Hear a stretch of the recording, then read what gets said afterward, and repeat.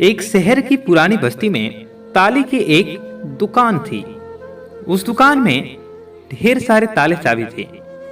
लोग ताले खरीदने वहां आते। कभी कभी मुख्य चाबी गुम जाने पर डुप्लीकेट चाबी बनवाने भी उस दुकान पर आते।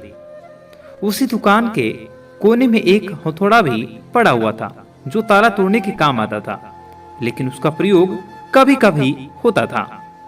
कोने में पड़े पड़े हथौड़ा अक्सर सोचा करता कि मैं इतना मजबूत हूँ, इतना बलशाली हूँ, इसके बाद भी इतने प्रयास झेलता हूँ, तब जाकर ताले को खोल पाता हूँ। लेकिन चाबी इतनी छोटी होने के बावजूद किसी भी ताले को बड़े ही आसानी से खोल लेती है। ऐसा क्या है इस छोटे से ताले में? एक दिन जब दुकान बंद हुई तो उसे रहा ना गया।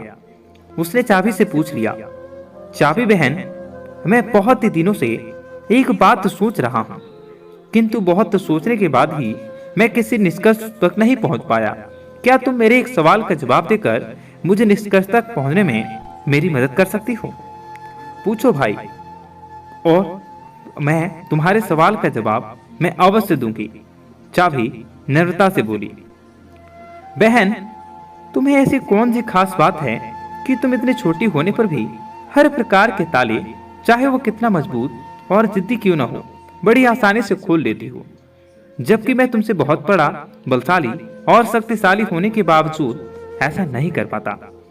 मुझसे ताला खोलने में बहुत मेहनत लगती है और कई बार प्रयास करने के बाद ही ताला टूटता है। चाबी मुस्कुराई और बोली, बहुत ही साधारण सी बात है हथौड़े भाई, तुम ताले पर प्रहार करते हो, इस तरह तुम उस पर बल का प्रयोग करते हो और खोलने के प्रयास में उसे चोट पहुंचाते हो। ऐसे में ताला खुलता नहीं बल्कि टूट जाता है, जबकि मैं बिना बल का प्रयोग किए और ताले को चोट पहुंचाए बगैर उसके अंतर्मन में उतर जाती हूँ। इसलिए मेरे निवेदन पर ताला तुरंत खुल जाता है। तो दोस्तों, इस कहानी की सीख यह है कि जीवन में कई बार ऐसी परिस्थितियां आती हैं जब हमारे सामने हथौड़ा या चाबी बनने का विकल्प होता है।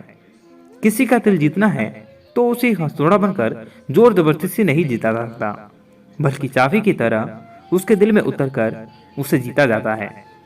इसी प्रकार किसी से कोई काम करवाना है तो डरा धमका कर और जबरदस्ती दबाव डालकर भी काम करवाया जा सकता है, लेकिन ऐसे में कार्य के प्रति उत्साह और समर्पण उस व्यक्ति का भावना खत्म हो जाती है।